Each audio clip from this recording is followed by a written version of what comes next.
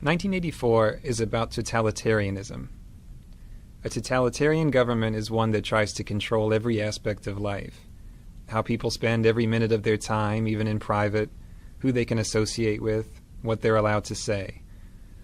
A totalitarian government even tries to control what people think and what they believe. George Orwell wrote 1984 in the late 1940s. What he knew about totalitarianism was based on the Soviet Union and Nazi Germany.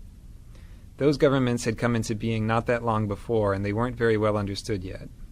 What Orwell was trying to do with 1984 was to give his readers a clear picture of what life would be like if a free country like England were under totalitarian rule.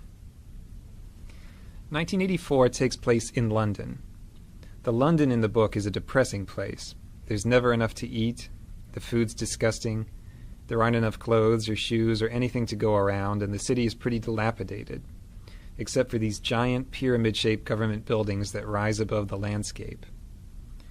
There's some sort of war going on, though no one really understands what it's about. Rockets frequently explode in the streets and blow people to bits. The worst part is that the government is always watching everything people do. There are these posters of Big Brother, who's supposedly the leader of the government, that say, "Big Brother is watching you." There are thought police who have hidden cameras and microphones literally everywhere. The government can watch you in your home, through your TV screen, and you're not allowed to turn your TV off, ever. There are a lot of things you're not allowed to do in this society, and if you do them, the police might take you away and throw you into a forced labor camp. You're not allowed to have close friends, you're not allowed to be in love, you can't date or have sex with someone you like. You're basically supposed to save all your emotional energy for the party being the government. Then there are things you have to do. You have to watch the government programming on TV, most of its news, some of its exercises. You have to attend pep rallies, including this one called the 2 Minutes Hate. So it's hard to even have time to think your own thoughts, because they're constantly filling your head with propaganda. The main character of 1984 is Winston Smith.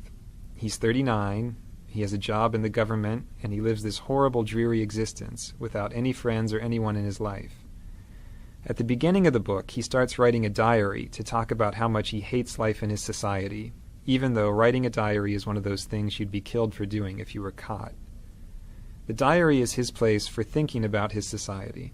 It's a place where he tries to imagine if life could possibly be different from the way it is. There's no way for him to know if things were ever different before, because the government has changed all the records of the past and rewritten all the history books. At the beginning of the novel, there are two other people who matter to Winston, and he doesn't even know either of them. One of them is Julia. Julia is this attractive young woman who works in the same building as him. She's some kind of mechanic. Winston basically hates her. He hates her because she's pretty and he can't have her, but he also thinks she's the sort of person who would turn him into the thought police. So he's afraid of her, but also sort of fascinated. The other person he's interested in is this portly guy named O'Brien, who's a member of the inner party. That means he's a boss, much higher up than Winston. Winston should be afraid of this guy, but he gets the sense that O'Brien is intelligent, so he has this yearning to be friends with him. He thinks O'Brien would understand how he feels about life. The book takes a turn one day when Julia slips Winston a note that says, "I love you." This note completely rocks Winston's world.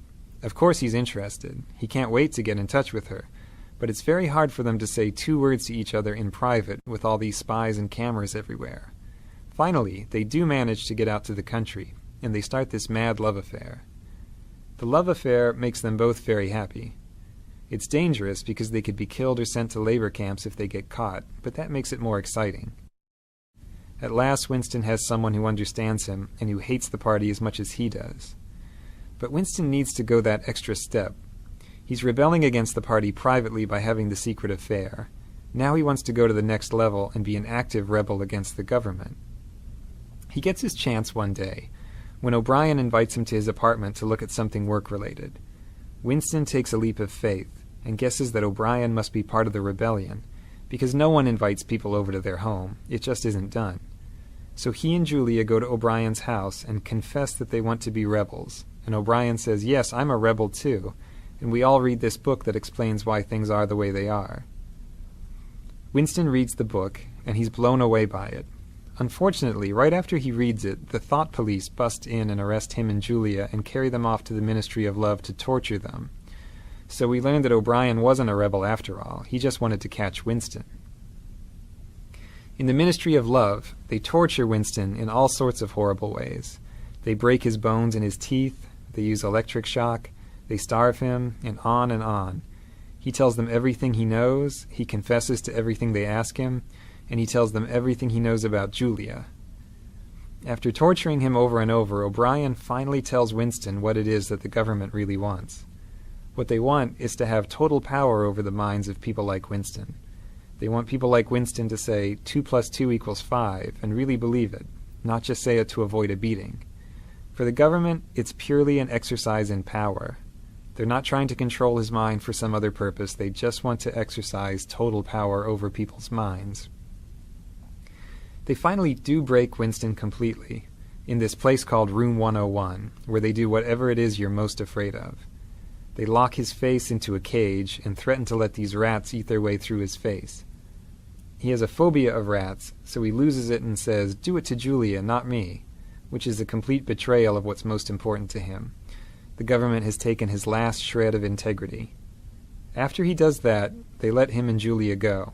The thought police don't care about them anymore. The two of them meet on the outside, but they can't love each other anymore. Winston and Julia are basically broken people after they get out. Winston has changed to the point that he doesn't even want to think about anything that might be rebellious. He just sits in a cafe listening to the news and smiling. The last words of the novel are, "He loved Big Brother." So, one of the points the book makes is that a human being can be broken down completely until he'll believe whatever you tell him, even if it's that 2 + 2 = 5. At the same time, the book has a positive message, which is that it's really hard to get inside someone's head to that extent. The government has to go to incredible lengths to brainwash Winston successfully.